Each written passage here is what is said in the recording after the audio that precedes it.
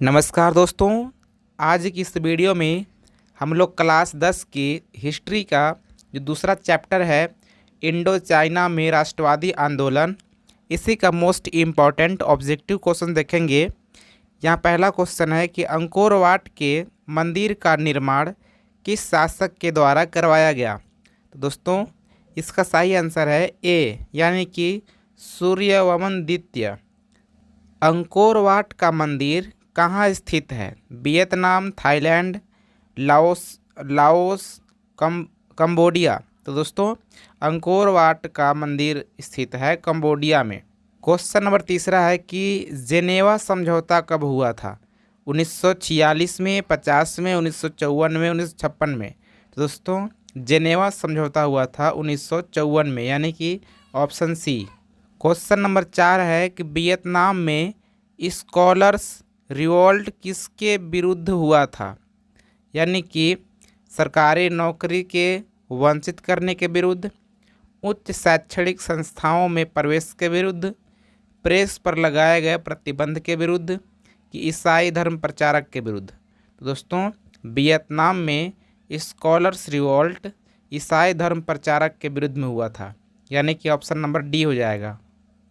अगला क्वेश्चन है कि वियत मिन्ह की स्थापना किसने की थी? दोस्तों इसका स्थापना किया था Ho Chi Minh, option number B. Question 6 है कि हिंदी चीन में कौन देश सम्मिलित नहीं था? तो दोस्तों हिंदी चीन में चीन देश सम्मिलित नहीं था। अगला क्वेश्चन है कि वियतनाम युद्ध की समाप्ति किस अमेरिकी राष्ट्रपति के समय में हुई? George Washington, George Bruce, F.D. Roosevelt, R Nixon. तो दोस्तों वियतनाम युद्ध की समाप्ति आर निक्सन के समय में हुआ था, यानी कि ऑप्शन नंबर डी। अगला क्वेश्चन है कि लाल खमेर सेना का गठन किसने किया था? दोस्तों किसने किया था? कैप्टन कांगली ने, सिंहानुक ने, पोल पोट ने, होंग समरीन ने। तो दोस्तों लाल खमेर सेना का गठन सिंहानुक ने किया था, यानी कि ऑप्शन बी। यहाँ पे अगला क्वेश्चन है कि नियो लियो हकसत किसकी राजनीतिक पार्टी थी? तो दोस्तों नियो लियो हकसत पाथेट लाओ की राजनीतिक पार्टी थी। अगला क्वेश्चन है कि वियतनाम लोकतांत्रिक गणराज्य की स्थापना किस वर्ष हुई? 1930 में, 42 में, 44 में, 45 में। दोस्तों वियतनाम लोकतांत्रिक गणराज्य की स्थापना 1945 में हुई थी। अगला क्वेश्चन है कि कंपूचिया का पुराना नाम क्या था? Laos, Vietnam, Cambodia, Indonesia. तो कंपूचिया का पुराना नाम था कंबोडिया। है कि हिंदी चीन किसके अधीन था? France, Britain, Spain, America. तो दोस्तों हिंदी चीन फ्रांस के अधीन था। अगला क्वेश्चन है कि हिंद चीन क्षेत्र में कौन से देश आते हैं? तो हिंद चीन क्षेत्र में दोस्तों कंबोडिया, वियतनाम और लाओस आते हैं। अगला क्वेश्चन है कि हिंद चीन में बसने वाले फ्रांसीसी कहे जाते थे? फ्रांसीसी शासक वर्ग, कोलोन, जनरल। तो दोस्तों हिंद चीन में बसने वाले फ्रांसीसी को कोलोन कहते थे। अगला क्वेश्चन है कि फ्रेंच इंडो चाइना की स्थापना किस वर्ष की गई थी? 1802 में, 58 में, 83 में, 87 में। तो फ्रेंच इंडो चाइना की स्थापना 1887 में की गई थी, ऑप्शन नंबर डी। यहाँ पे क्वेश्चन नंबर 16 है कि इंडो चाइना किस देश का उपनिवेश था? तो इंडो चाइना फ्रांस देश का उपनिवेश था दोस्तों। अगला क्वेश्चन है कि हो चिंग मिंग का शाब्दिक अर्थ है? मसीहा, क्रांतिकारी, पथ प्रदर्शक, इनमें से कोई नहीं। तो हो ची मिंग का शाब्दिक अर्थ है पथ प्रदर्शक। अगला क्वेश्चन है कि मार्च 1946 में फ्रांस एवं वियतनाम के बीच होने वाला समझौता किस नाम से जाना जाता है? दोस्तों ये जाना जाता है हनोई समझौता, यानी कि हनोई नाम से। अगला क्वेश्चन है कि माइली गांव की घटना कहाँ हुई थी? माइली गांव की घटना दोस्तों कहाँ हुई थी? लाओस में, दक्षिणी वियतनाम, उत्तरी वियतनाम की कंबोडिया में? तो दोस्तों ये घटना हुई थी दक्षिणी वियतनाम में। अगला क्वेश्चन है कि the history of the loss of Vietnam किसने लिखा? हो चिंग मिंग, फान ओई चाऊ, कुआंग त्रियू? दोस्तों ये लिखे थे फान ओई चाऊ। अगला क्वेश्चन है कि वियतनामी कम्युनिस्ट पार्टी के संस्थापक कौन थे? दोस्तों वियतनामी कम्युनिस्ट पार्टी के संस्थापक थे हो ची मिंग। क्वेश्चन 22 है कि स्कॉलर्स रिवोल्ट कब हुआ था? 1868 में, 67 में, 69 में, 70 में? दोस्तों स्कॉलर्स रिवोल्ट 1868 में हुआ था। क्वेश्चन 23 है कि माइली गांव हत्याकांड का जिम्मेदार कौन सा देश था? चीन, वियतनाम, जापान, अमेरिका? तो माइली गांव की हत्याकांड का जिम्मेदार अमेरिका था दोस्तों।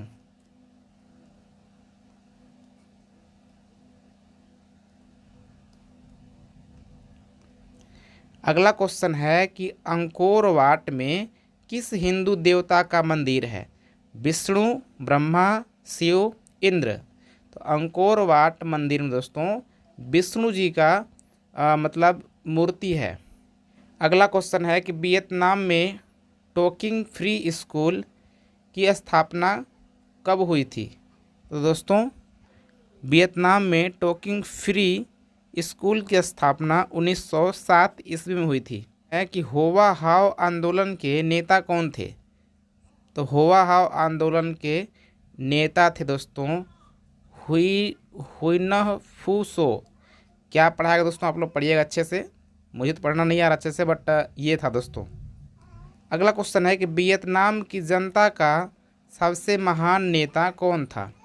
दोस्तों वियतनाम के जनता का सबसे महान नेता थे हो चिंग मिंग। अगला क्वेश्चन है कि नरोत्तम सिंहानुक कहाँ के शासक थे? Vietnam, Laos, Thailand, Cambodia? तो नरोत्तम सिंहानुक कंबोडिया के शासक थे, यानी कि ऑप्शन डी। अगला क्वेश्चन है कि वियत मिन्ह या वियतनामी स्वतंत्रता लीग की स्थापना की थी कौन? बदायूं, हो चिंग मी, फान ओ चाऊ, कुआंग दे? दोस्तों ये किए थे हो चिंग मी। अगला क्वेश्चन है कि होवा होवा आंदोलन किस प्रकृति का था? क्रांतिकारी, धार्मिक, साम्राज्यवादी समर्थक, क्रांतिकारी धार्मिक? तो ये था दोस्तों क्रांतिकारी धार्मिक। तो दोस्तों लियांग एक चीनी सुधारक था। यहाँ पे क्वेश्चन नंबर 32 है कि वियतनाम में टोकिंग फ्री स्कूल किस उद्देश्य से स्थापित किया गया? सैनिक शिक्षा देने के लिए, धार्मिक शिक्षा देने के लिए, परंपरागत शिक्षा देने के लिए, पश्चिमी शिक्षा देने के लिए? तो दोस्तों वियतनाम में टोकिंग फ्री स्कूल पश्चिमी शिक्षा देने के लिए स्थापित किया गया। अगला क्वेश्चन है कि अनामी दल की स्थापना किसने की थी? ओनगुएन आई ने, फान बोई चाऊ, फान चू चित्र ने, होची मीह ने? दोस्तों ये पता नहीं कहाँ का नाम है इतना कठिन, जो कि अधिकतर है कि इसमें अच्छे से बोला नहीं जाता है। तो इसका जो ऑप्शन होगा ए सही होगा दोस्तों।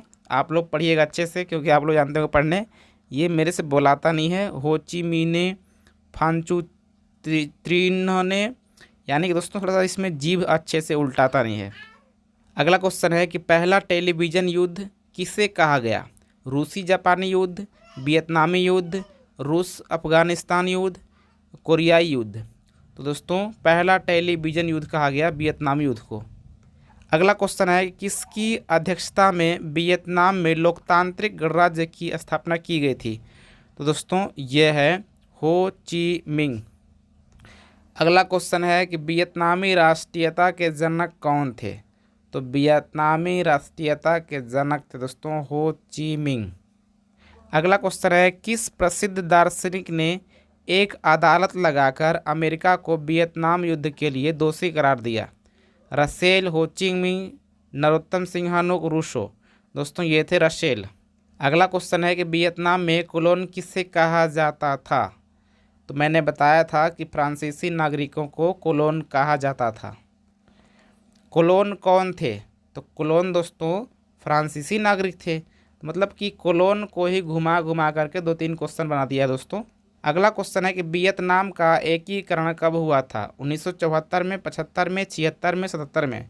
दोस्तों वियतनाम का एकीकरण सन 1975 ईस्वी में हुआ था। अगला क्वेश्चन है कि हो चिंग मिंग मार्ग किस देश से होकर गुजरती थी? दोस्तों लाओस, कंबोडिया, वियतनाम, इन तीनों देश से होकर के हो चिंग मिंग मार्ग गुजरती थी, यानी कि ऑप्शन नंबर डी हो जाएगा, उपरोक्त तीनों देशों से। अगला क्वेश्चन है कि बदाई कहाँ का शासक था? दोस्तों ये था दक्षिणी वियतनाम का।